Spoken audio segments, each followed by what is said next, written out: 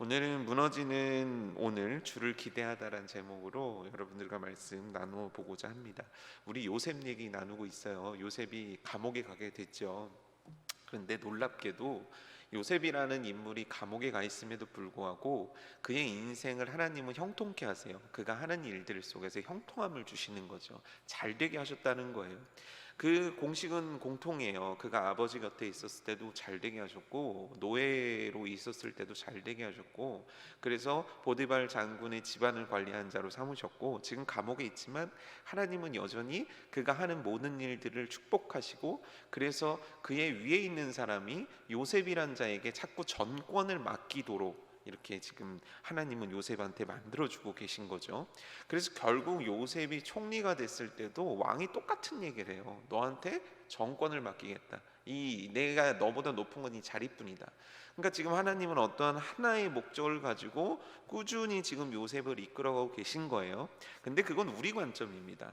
믿음을 갖고 있는 크리스천들의 관점이고, 요셉의 관점은 요셉을 바라보는 관점은 그게 아니에요. 그렇죠? 왜냐하면 여러분, 감옥에서 형통해봤자 감옥 아닙니까? 그렇잖아요. 노예가 형통해봤자 노예 아닙니까? 그런 거 말고 하나님이 정말 그에게 주신 꿈을 이루시려면 그의 인생을 반짝반짝 빛나게 하시고 그의 인생을 찬란하게 만들어 주셔야 되는 거 아닙니까? 그 감옥에서 형통해봤자 뭘 얼마나 형통한 거겠습니까? 노예라는 삶, 감옥이라는 삶, 뭐 뻔한 거 아니겠습니까? 근데 우리가 잠깐 좀 정리를 하고 넘어가야 되는 게, 지금 엄격히 얘기해서 이제 요셉이 보디발 장군의 아내로 인해서 감옥을 가게 됐다. 그래서 우리는 요셉이라는 사람을 죄인, 죄수 이렇게 생각을 한단 말이에요. 왜냐하면 우리의 지금 관점은 그렇기 때문이에요. 근데 보디발 장군이 요셉을 감옥에 넣었다라고 생각하기보다는 요셉을 살려준 거예요. 예. 그러니까 왜냐하면 그 당시에 진짜 요셉이 그런 범죄를 저질렀다 그러면 주인은 노예를 언제든지 죽일 수 있어요. 그건 법적인 어떤 과정이 필요 없어요. 노예는 사람이 아니에요. 노예는 그 집에서 키우는 소, 닭, 돼지 같은 존재예요. 그러니까 사람이라는 인권이란 게 없단 말이에요. 그럼에도 불구하고 지금 보디발이라는 사람이 이 요셉을 감옥에 넣은 건 그를 살려주려고 넣은 거예요. 왜냐하면 그 당시 감옥은 우리가 판결하는 장소가 아니에요. 그러니까 예를 들어서 뭐 누군가 죄를 저질렀어요. 그래서 5년형을 받아요. 그러면 5년 동안 감옥에 갔다가 나오면 그가 그 죄 대가를 치른 거잖아요. 당시의 감옥은 그런 개념이 아니에요. 뭐냐면 대기소예요. 언제일진 모르지만 풀려나던 주건, 왕의 판결이 있기 전까지는 절대 그곳에서 나올 수 없는 대기소와 같은 개념으로 우리가 그 당시 감옥을 이해해야 되거든요. 근데 지금 보디발 장군이 요셉을 왕의 감옥에 집어넣었거든요.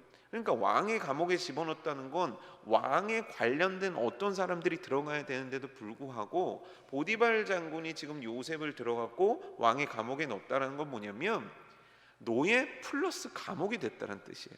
그러니까 쉽게 얘기하면 감옥 노예가 된 거예요.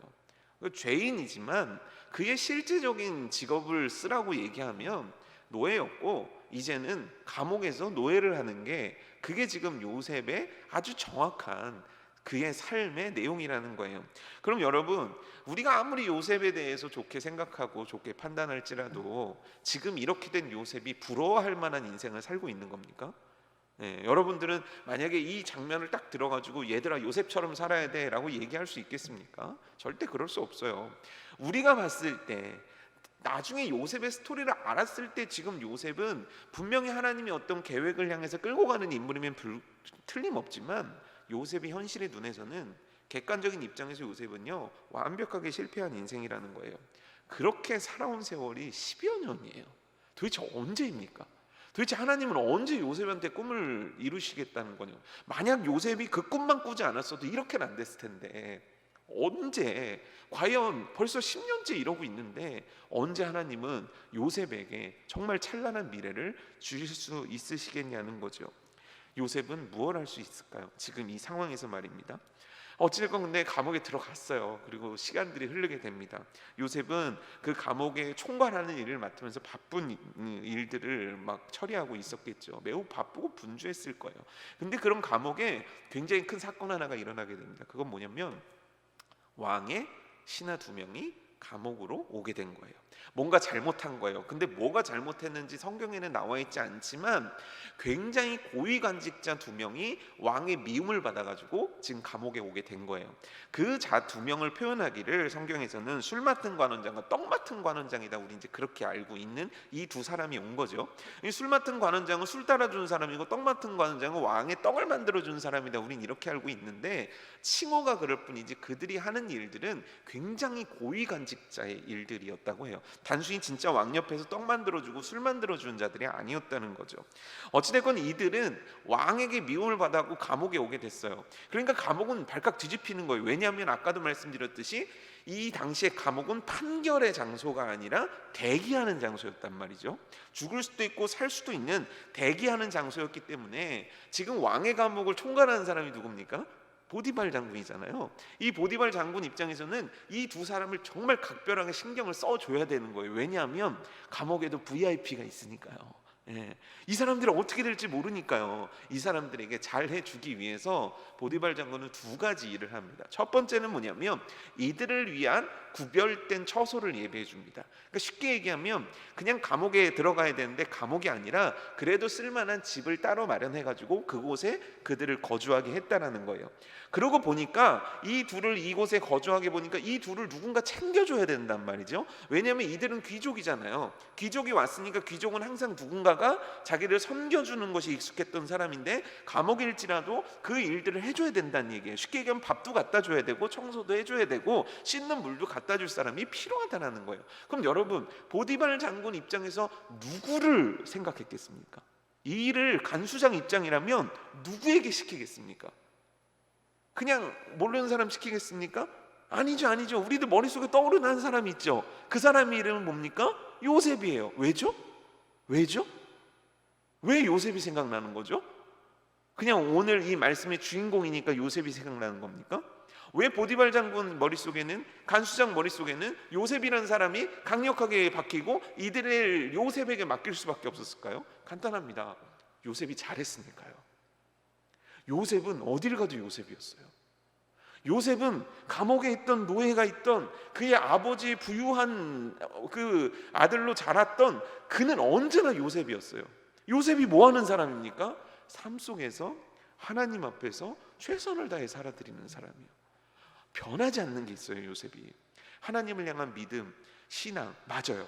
그런데 그 믿음과 신앙이 표현되는 그만의 삶의 태도가 있어요. 그게 뭔지 아십니까? 최선이에요. 요셉은 성경을 다 보세요. 한순간도 허투루 살질 않아요.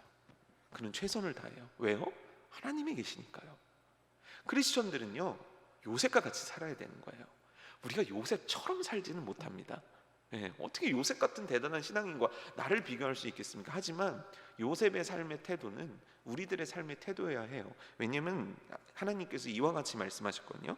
골로새서 3장 23절 말씀입니다. 무슨 일을 하든지 마음을 다하여 주께 하듯 하고 사람에게 하듯 하지 말라.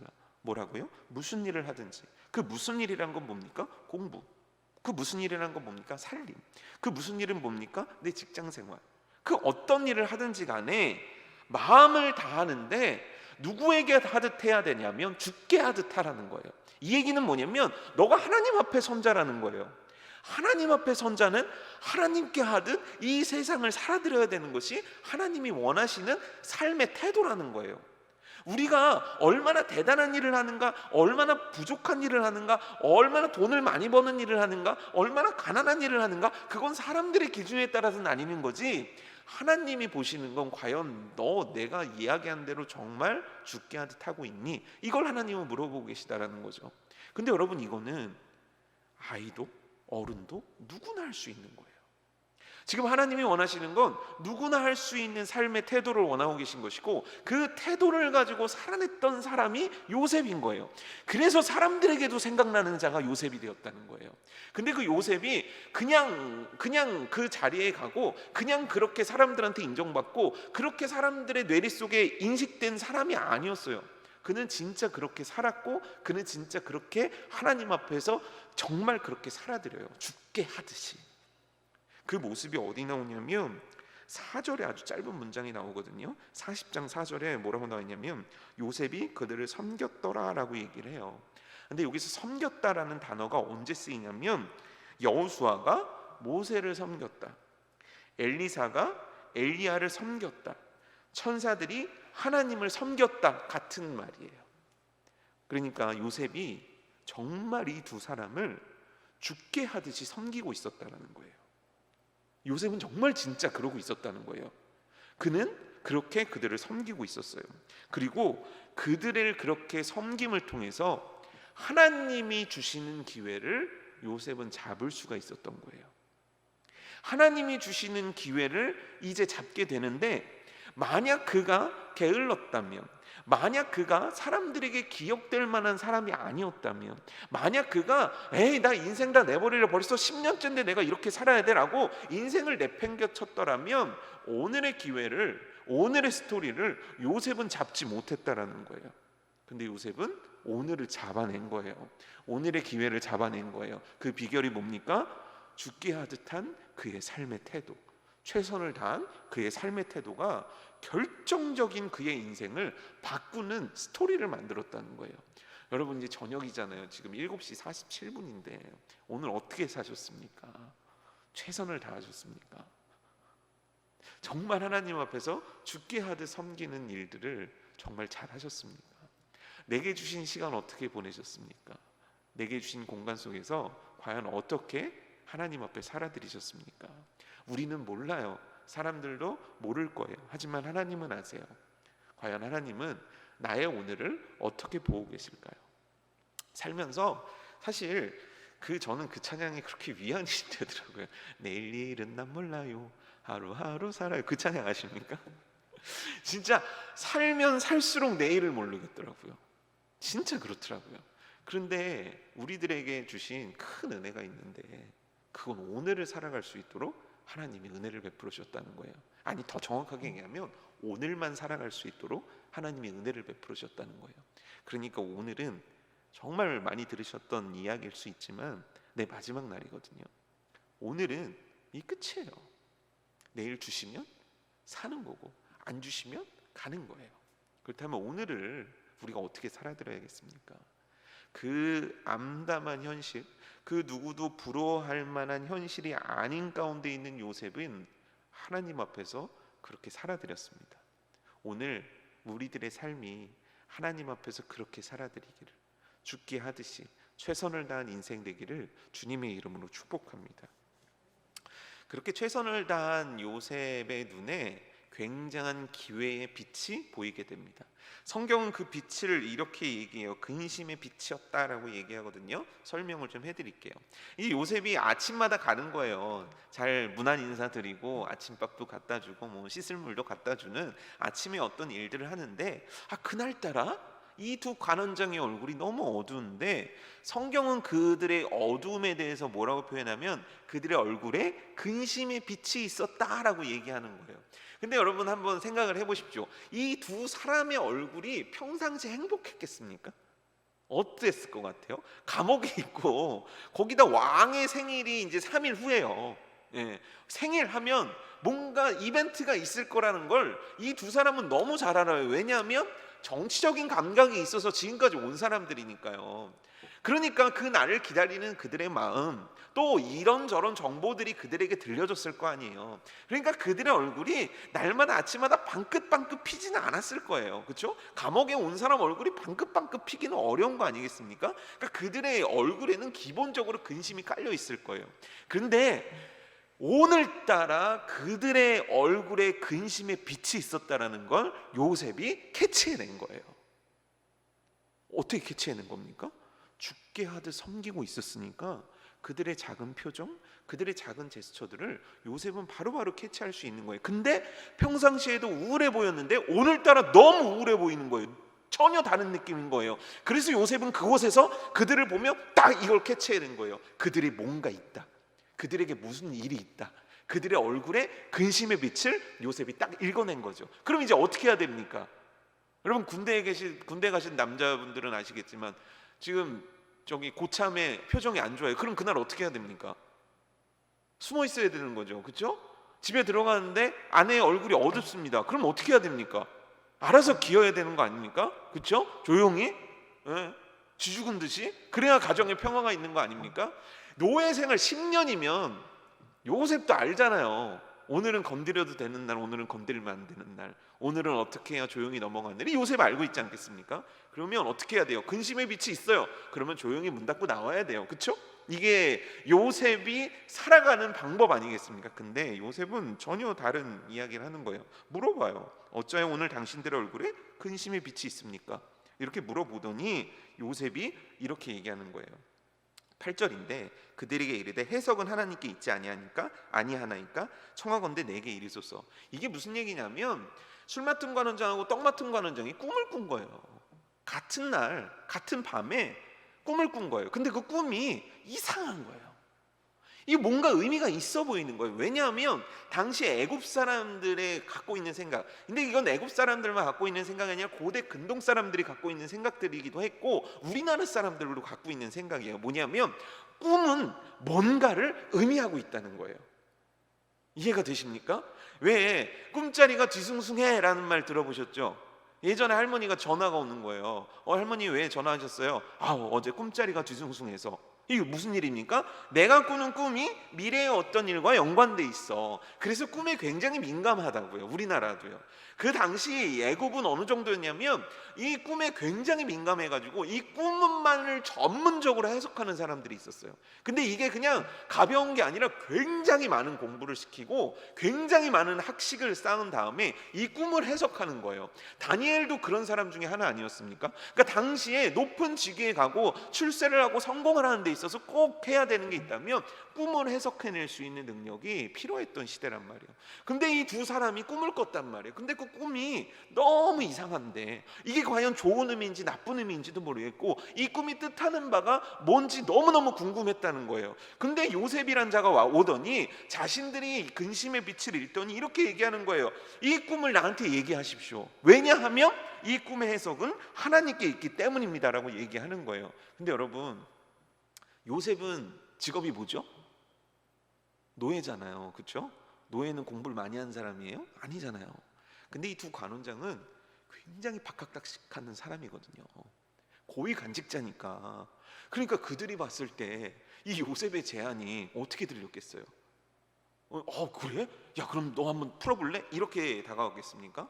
그들이 답답한 이유는 물어볼 박사나 수르사를 만나지 못했기 때문 아닙니까? 그들이 만약에 밖에 있었다면 요셉이란 사람한테 이야기할 건덕지도 없죠. 근데 놀랍게도 오늘 그들은 요셉한테 이야기를 해요. 왜요? 지금 하나님께서 그렇게 하게 하고 계시기 때문이에요. 인간적으로 그들은 누군가한테는 얘기를 해야 되는 거예요. 그렇죠? 근데 요셉이 믿을 만한 거예요. 근데 지금 이 모든 상황을 하나님이 만들어가고 계신 거예요. 왜요? 오늘 이 꿈을 요셉으로 하여금 이걸 잘 해석하게 하는 것, 이게 하나님이 오늘 요셉을 통해서 하시고자 하신 일이기 때문이에요. 왜죠? 이 일은 나중에 요셉을 총리로 만드는 일과 연결되어 있기 때문이에요. 그래서 지금 하나님은 이들에게 꿈을 주신 것이고, 그래서 이들의 근심의 빛을 어둡게 하고 계신 것이고, 그래서 하나님은 이제 이 꿈을 해석하도록 요셉을 통해서 역사하시려는 거예요. 요셉은 그걸 알았다는 거예요. 어떻게 합니까? 그는 하나님과 가까이 있는 자니까요. 그래서 그는 담대하게 얘기하는 거예요. 이 꿈을 하나님이 해석할 수 있습니다. 하나님에게 모든 것이 있습니다. 이게 요셉의 신앙이에요. 하나님이 꿈을 주장하십니다. 하나님이 하시면 하는 거고 하나님이 안 되면 안 되는 겁니다. 꿈도 하나님이 해석하게 하십니다. 이 세상 모든 것들은 하나님이 만들어 가십니다. 그래서 꿈도 하나님이 해석하시니까 저에게 얘기해 보십시오. 제가 할 수 있는 것이 아니지만 우리 하나님께서 해석하게 하실 겁니다. 이 두 사람은 드디어 이 얘기를 하는 거죠. 근데 잘 생각해 보세요. 요셉이에요. 제가 요셉이에요. 지금 꿈 내용을 들었어요, 안 들었어요? 들었어요, 안 들었어요? 안 들었어요. 아니, 뭔가 말을 하려면 듣고, 그쵸? 내가 할 만하면 하겠다고 해야 되잖아요. 근데 요셉은 이 꿈이 뭔지도 몰라요. 근데 그냥 불쑥 얘기를 한 거예요. 내가 해석하겠다. 만약 해석 못하면 어떻게 해야 돼요? 만약 해석 못하면 어떻게 되는 거예요? 여러분들이 술 맡은 관원장이고 떡 맡은 관원장이에요. 근데 갑자기 어떤 그 노예가 오더니 아유 저한테 얘기해 보세요. 제가 해석해 드릴게요. 해석은 하나님께 있잖아요. 그 얘기했어요. 근데 못 맞춰요. 그럼 어떻게 하실 거예요, 여러분들? 여러분들은 착하고 인자하시니까 아이 그래 들어가라 이러겠지만 만약에 저 같으면 진짜 원산폭격 시켰을 것 같아요. 깍지 끼고 막 하여간 별의별 걸 다 시켜서 하루 종일 괴롭혔을 것 같아요. 요셉이 이 대답이요, 이 꿈의 해석은 하나님께 있습니다. 저한테 얘기해 보세요. 이게 쉬운 게 아닙니다. 절대 쉬운 게 아닙니다. 그럼 이 대답을 했다는 것이 의미하는 건 뭐냐면 요셉의 하나님에 대한 절대적인 신앙을 의미하는 거예요. 진짜라니까요. 우리가 장래일은 하나님께 있습니다. 모든 것들은 하나님께 있습니다. 이 표현하고 요셉이 이야기하는 하나님은 모든 것들을 갖고 계십니다라는 건요 차원이 틀린 거예요. 요셉은 정말 하나님을 신뢰하고 있다니까요. 요셉은 진짜 하나님이 아직 듣지 않은 꿈이지만 하나님이 이걸 술술술 풀어내실 거라는 걸 너무너무 확신하고 있어요. 왜요? 진짜 하나님을 믿었으니까요. 그냥 우리는 나의 가는 길 주님께서 인도하십니다, 미래를 이끌어 가십니다 할 때 우리는 이 말씀에 대해서 위로받으려고 하고 그냥 위안 삼아서 넘어가는 경우들이 많거든요. 근데 요셉에게 하나님은 그게 아니에요. 진짜요.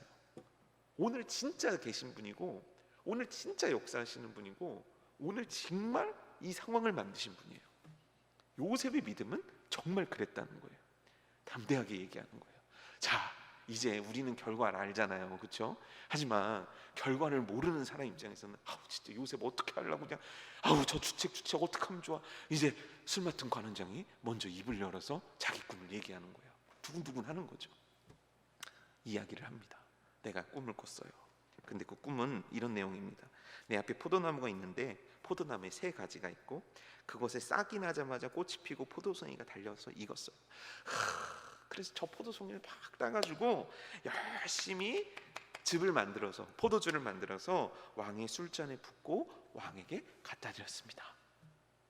이게 의미하는 게 뭘까요? 이 의미는 이거예요. 이제 요셉이 해석을 하는 거예요. 세 개의 포도나무 가지는 3일을 의미합니다. 3일 있다가 왕의 생일이 다가오죠. 그때 당신은 복식할 거예요. 왕은 당신을 회복시킬 겁니다. 이렇게 얘기한 거예요. 근데 사실 옆에 있는 떡 맡은 관원장은 요셉한테 꿈을 해석해 달라고 얘기를 안 하고 있었거든요.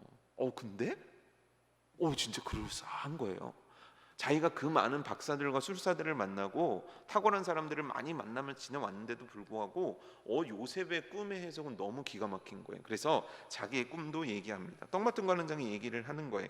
나도 꿈을 꿨어요.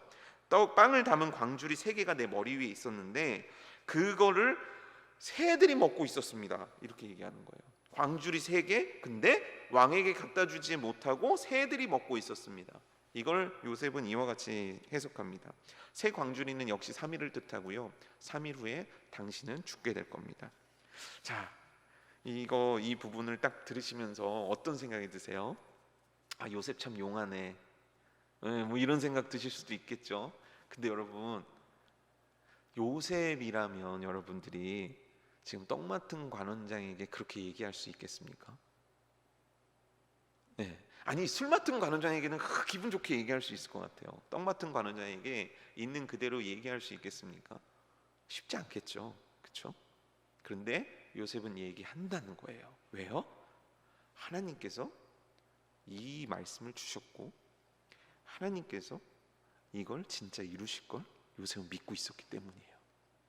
정말 그 꿈 해석은 그대로 이루어집니다. 그래서 정말 술 맡은 관원장은 3일 후에 복직을 하고요. 떡 맡은 관원장은 나무 꼬챙이에 달려서 죽게 됩니다. 근데 술 맡은 관원장의 꿈을 맞춰주고 나서 요셉이 술 맡은 관원장에게 부탁 하나를 해요. 성경에 나오는 요셉의 아마 두 번째 부탁이라고 하면 맞을 것 같아요. 이제 나중에 이제 장래에 관련된 얘기를 하는 거 빼놓고는. 근데 그의 첫 번째 부탁인 거죠. 인생에서 무슨 부탁이냐면 14절 말씀인데요. 당신이 잘 되시거든, 그러니까 당신이 복직을 하시거든 나를 생각하고 내게 은혜를 베풀어서 내 사정을 바로 왕에게 아뢰어 이 집에서 나를 건져 주소서라고 얘기하는 거예요. 이 집은 왕의 감옥 아닙니까? 왕의 감옥에서 나가는 건 왕의 허락이 있어야 되니까 당신이 복직될 거예요. 당신은 복직되는 건 확실합니다. 왜냐하면 하나님께서 지금 나한테 말씀하신 걸 내가 전한 거니까요. 그런데 당신이 복직이 되면 제발 나를 좀 기억해 주세요. 내가 진짜 죄를 지어서 여기 온 게 아니라는 나의 억울함을 좀 풀어주세요. 그걸 왕한테 좀 얘기하셔가지고 저를 좀 풀어주세요. 요셉은 이와 같이 부탁을 하는 거예요. 그에게 이 말을 하고요, 술 맡은 관원장에게 이 같은 얘기를 하고요, 이제 방문을 닫고 나왔을 거란 말이에요. 요셉의 기분은 그 다음에 어땠을까요? 3일을 기다리는 요셉의 기분은 어땠을까요? 어땠을 것 같아요, 여러분? 네, 대답해 보시죠. 좋았대요? 네? 설레죠. 그렇죠, 설레죠. 왜요? 3일 후면 술 맡은 관원장이 풀려나게 될 거고, 그가 풀려나면 얘기를 해주겠지? 야, 그러면 나는 풀려나겠지? 풀려나서 제일 먼저 뭐를 할까? 보디발 장군에 가서 물이라도 한 컵 딱 내던지고 올까? 아니야, 그딴인가 무슨 소용이 있겠어. 나 빨리 고향으로 가야지. 우리 아빠한테 가야지. 우리 아빠한테 갈 수 있는 가장 빠른 교통편을 알아봐가지고 낙타를 타고 가던 마차를 타고 가던 뭐를 타고 가던 아니면 걸어서라도 가야지. 그래 드디어 우리 아빠를 볼 수 있는 날이 며칠 안 남아서 조금만 잡자 이랬을 거라고요. 하루, 이틀, 3일이 지났어요. 그리고 진짜 너무 신기하게 이야기한 그대로 이루어졌어요. 아니, 술 맡은 관원장이 죽었대요. 술 맡은 관원장이 풀려났대요. 왕한테 갔대요. 떡 맡은 관원장이 죽었대요. 이게, 아니 여러분, 안 신기해요? 이게 얼마나 놀라운 거예요. 그러니 그때 요셉의 가슴은 터질 것 같았을 거라고요. 기다렸죠. 하루 지나고 이틀 지나고 3일 지나고. 그래, 이 오랜만에 복직했으니까 얼마나 바쁘겠어. 술 맡은 관원장도 바쁘니까 그래 이해해야지. 한 일주일은 기다려봐야지. 일주일이 지났어요. 아무 소식이 없어요. 이게 무슨 일이지? 한 달이 지났어요. 한 달쯤 지나니까요, 그 감옥 내에서도 술 맡은 관원장, 떡 맡은 관원장의 이야기는 다 사라진 이야기가 됐어요. 그 이야기를 기억하는 건 요셉밖에 없어요. 여러분, 이때 요셉의 마음은 어땠을까요? 기대를 안 하면 실망도 없는데, 요셉의 입에서 이 부탁을 할 때 그의 기대가 얼마나 컸겠냐고요. 이건 너무 확실하잖아요. 그가 생각했을 때 이거야말로 하나님이 주신 기회잖아요. 그렇잖아요. 어느 날 근심의 빛을 잃게 하시더니, 어느 날 그들의 꿈을 듣게 하시더니, 어느 날 그 꿈을 정확하게 맞추게 하시더니, 그 꿈을 이루시더니, 그러면 이 요셉이라는 사람의 생각 속에 기대가 얼마나 커졌겠습니까? 근데 기대를 하고 했는데 이루어지는 게 아무것도 없는 거예요. 오히려 기대가 컸기 때문에 실망이 크고 절망이 크고 좌절이 큰 거예요. 그럼 이제 요셉은 어떻게 해야 됩니까? 망가지는 거죠. 역시 안 되는 놈은 안 돼. 나 같은 놈이 뭐가 되겠어? 에이, 하나님 필요 없어. 하나님 믿고 따라오고 하나님 뜻대로 했더니 내가 되는 게 뭐야? 아니, 노예 아니야? 아니, 감옥 아니야? 그럼 내 인생이 뭐가 되겠어? 그래, 나는 살 가치가 없어. 사람들이 선택할 수 있는 답은 이거 아니겠습니까? 요셉은 무엇을 선택했을까요? 요셉은 무엇을 선택해야만 할까요? 여러분, 이 상황이 사실 우리와 되게 비슷해요. 하나님이 응답해 주시겠지? 기도한단 말이에요. 하나님의 응답이 없는 거예요. 하나님이 해결해 주시겠지? 나는 나름 믿음을 갖고 하나님께 매달렸는데 하나님은 아무런 응답이 없으신 거예요. 그래, 기다려보자. 한 달, 두 달 기다리고 1년, 2년 기다렸는데 아무 응답도 없어요. 아무 역사도 없어요. 하나님 말씀은 분명히 있는데 그 일들이 이루어지지 않아요. 그때 우리들의 마음속에 뭐가 찾아옵니까? 똑같은 거 아닙니까? 좌절, 실망. 이 기다림이라는 시간이 말이 좋아 기다림이지 우리들에게 얼마나 고통스러운 시간이냐는 거예요. 근데 도대체 아니 왜 술 맡은 관원장은 지금 요셉을 풀어주지 않는 걸까요? 그는 힘이 있으니까 맘만 먹으면 얼마든지 해줄 수 있을 텐데 왜 아무 일도 일어나지 않는 걸까요? 그 이유가 23절에 적혀 있거든요. 술 맡은 관원장이 요셉을 기억하지 못하고 그를 잊었더라.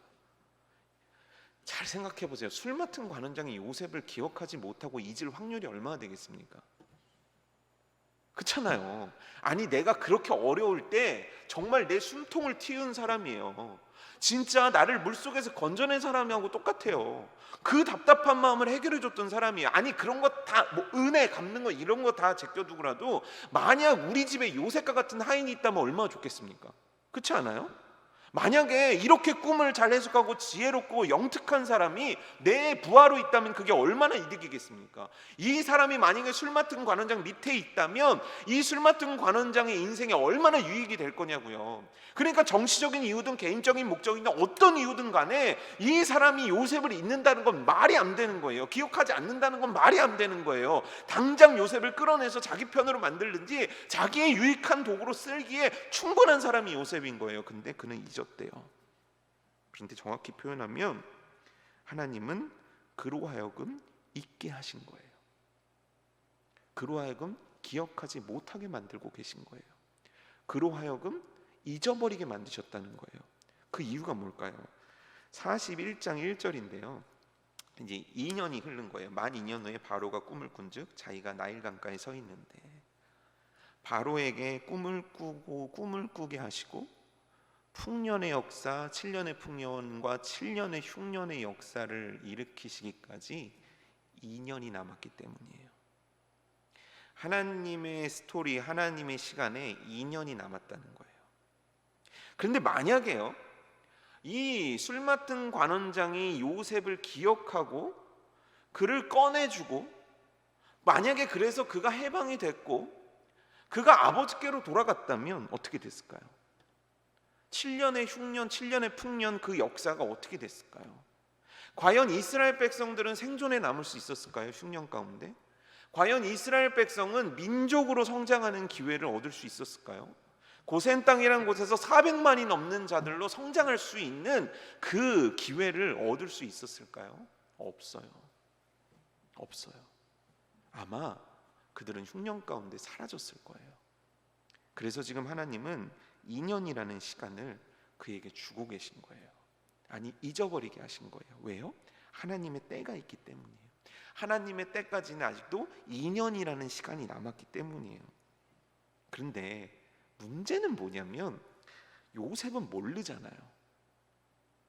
하나님은 아시죠, 그렇죠? 하나님은 다 아시고 하나님은 2년 있다가 이런 역사를 하실 모든 계획을 갖고 계시고 그래서 오늘의 이야기를 만드신 것이고 그래서 그로 하여금 잊어버리게 만든 것이고 그래서 하나님은 2년 있다가 놀라운 역사를 행하실 하나님은 아신단 말이에요. 하나님은 다 준비해 놓으셨단 말이에요. 근데 요셉은 모르잖아요. 그럼 요셉한테 말씀해 주시면 안 됩니까? 요셉아 2년만 기다려라, 2년만 참아라, 괜찮아, 내가 다 알고 있으니까 너는 거기서 좀만 참어, 걱정하지 마, 이런 말씀이라도 요셉한테 해주셔야 되는 거잖아요. 근데 성경 어디를 봐도 23절에서 41장 1절 사이에 하나님이 그렇게 얘기하셨다, 하나님이 요셉한테 알려주셨다 이런 문구가 없어요. 그냥 요셉은 2년을 견딘 거예요. 아니 그렇지 않더라도 하나님은 능력이 있으시니까 만약 2년이 문제라면 2년쯤은 땡기실 수 있는 분 아닙니까? 모든 시간과 공간과 모든 역사가 하나님 손에 있는데 까짓거 2년만 땡기셔가지고 좀 고생 좀 덜하게, 아니 그렇게 하나님 믿어드린 사람 좀 아픔 좀 덜 아프게 좀 그렇게 시간 좀 만들어 주셔가지고 요셉한테 역사해 주시면 안 됩니까? 하나님은 충분히 그러실 수 있잖아요. 근데 성경에는 이해할 수 없는 장면들이 많이 나와요. 아브라함에게 하나님이 자손을 주신다고 약속하시고요 25년 동안 한 명도 자손을 안 주세요. 이삭은 아들을 얻기까지 20년이 걸려요. 야곱은 베델로 돌아오게 하겠다고 약속하신 다음에 그에게 20년을 기다리게 만드세요. 요셉에게 꿈을 주신 다음에 지금 하나님은 13년째 그를 고통 속에 몰아넣고 계세요. 도대체 왜 그러신 겁니까? 하나님은 얼마든지 할 수 있잖아요. 아브라함에게 그렇게 긴 시간 안 걸려도 되는 거잖아요. 이삭에게, 야곱에게, 요셉에게 그렇게 긴 시간 안 걸리게 하셔도 하나님은 얼마든지 역사하셔서 얼마든지 많은 자손 주시고 얼마든지 기적 일으키시고 얼마든지 애굽으로 이스라엘 백성들 이끄셔서 얼마든지 수백만이든 수천만이든 수억이든 만드시는 분이 바로 하나님 아니시냐는 거예요. 그런데 왜 하나님은 이렇게 왜 이 시간을 기다리게 하시냐는 거죠. 근데 정확히 표현하면 기다림이 아니에요. 이 시간은 하나님의 일하시는 시간이에요. 기다리는 시간이 아니에요. 하나님이 일하시는 시간이에요. 하나님은 무엇을 일하실까요? 여러분, 요셉은 부탁한 적이 없어요. 자기의 억울함에 대해서 사람들에게 호소해 본 적도 없어요. 그는 마치 그 일이 있어야 할 것처럼 맞이하고 당연한 것처럼 그 삶을 살아냈던 사람이에요. 근데 그가 기대라는 걸 한단 말이에요. 누구에 대한 기대요? 술 맡은 관원장의 말을 해줄 거라는 그것에 자기가 기대를 한단 말이에요. 하나님이 원하시는 건 순도 100%의 믿음인 거예요. 하나님이 아브라함에게 원하셨고 야곱에게 원하셨고 이삭에게 원하셨고 요셉에게 원하시는 건요, 순도 100%의 믿음이에요. 우리는 이렇게 생각해요. 뭔가 일을 이루려면, 뭔가 성공을 하려면, 뭔가 역사를 만들려면 많은 지식이 필요할 거야, 많은 사람이 필요할 거야, 많은 돈이 필요할 거야, 많은 공부가 필요할 거야. 맞아요, 그것들 필요하겠죠. 하지만 하나님은 그걸 얼마든지 우리에게 주실 수 있는 분이에요. 하나님의 초점은 너가 믿고 있는가예요. 하나님의 초점은 나에게 그 믿음이 있냐는 거예요. 하나님이 원하시는 건 내가 말하면 너 듣고 따를 수 있겠냐는 거예요. 하나님이 지금 원하시는 건, 요셉에게 원하시는 건, 아브라함에게 원하셨던 건, 이삭에게 원하셨던 건, 야곱에게 원하셨던 건 바로 그 믿음이에요. 기다림의 시간이 아니에요. 하나님은 그들의 믿음을 만들어내고 계신 시간이에요. 아무것도 일어나지 않는 고통의 시간들이 아니에요. 하나님이 일하시는 시간이에요. 왜냐하면 하나님에게 가장 중요한 건 바로 그 믿음의 한 사람이거든요. 그 믿음으로 부르짖는 한 사람, 그 믿음으로 순종해내는 한 사람, 그 믿음으로 오늘도 발걸음을 옮길 수 있는 그 한 사람이 하나님께 필요한 거예요. 한 민족을 만드시는데 여러 사람이 필요한 게 아니에요. 요셉이면 충분한 거예요. 우리들에게 많은 것들이 필요한 게 아니에요. 하나님을 향한 절대적인 순도 100%에 흔들리지 않는 믿음이 필요한 거예요. 그래서 하나님은 기다림이라는 시간을 통해서 우리들을 단련하시고 우리들을 정금으로 만들어 가시는 거예요. 왜냐하면 하나님에게 가장 중요한 건 나이기 때문이에요. 그 역사의 가장 중요한 자, 하나님의 통로, 하나님은 그 자를 오늘도 만들어가기를 원하고 계시고, 그래서 오늘도 우리들을 훈련시키고 우리들이 원하는 인생이 아니라 하나님이 원하시는 인생으로 만들고자 우리를 오늘도 연단하시고 기다림의 시간을 주시고 때론 아픔의 시간을 주시는 거예요. 순도 100%의 믿음을 위해서 말입니다.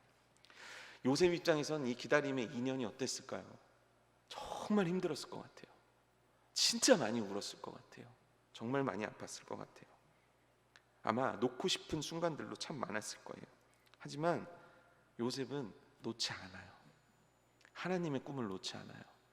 부들부들 떨리는 손으로 가진 힘을 짜내가지고 안간 힘을 써서 하나님을 붙잡아요. 근데 그거 아십니까? 우리가 생각했을 때 요셉 참 애썼네. 13년을 그렇게 매달리고 그 2년 얼마나 힘들었을까. 참 하나님께 매달리냐고 얼마나 애썼을까. 하지만 요셉이 매달린 게 아니에요. 하나님이 요셉을 잡고 계셨던 거죠. 하나님이 요셉을 포기하지 않는 거지 요셉이 하나님을 포기하지 않는 게 아니에요. 왜냐하면 하나님이 요셉한테 꿈을 주신 분이고 하나님이 이 꿈을 이루시는 분이거든요. 우리가 봤을 땐 요셉이 어마어마한 순종과 어마어마한 최선과 어마어마한 열심을 다한 정말 영웅처럼 보일지라도 이거에 비교할 수 없는 역사를 위해서 비교할 수 없는 노력과 비교할 수 없는 수많은 일들을 하시는 분은 바로 하나님이에요. 우리는 우리들의 인생을 살아가기 위해 애쓰고 수고하고 하나님 뜻대로 살아간다고 착각하며 살아요. 아니요. 하나님이 붙잡아 주시고 계신 거예요. 하나님이 하시는 거예요. 그냥 하나님이 사랑하는 자에게 하나님이 쓰시고 계신 거예요. 그러니 여러분, 우리는 오늘 이 하나님을 신뢰하는 자들이 되어야 되는 거예요.